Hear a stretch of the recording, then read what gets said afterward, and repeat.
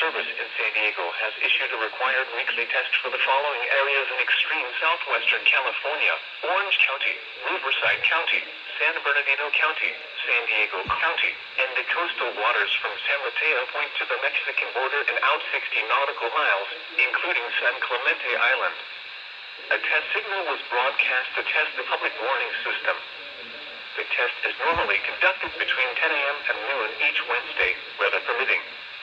The signal was also used to test the activation and emergency readiness of the Skywar network of radio operators.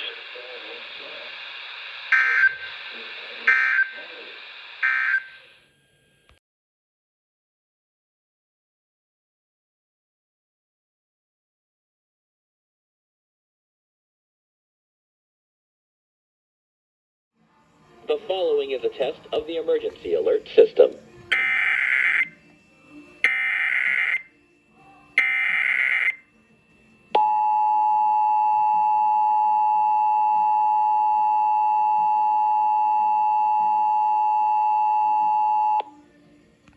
This is the coordinated monthly test of the emergency alert system. This is only a test.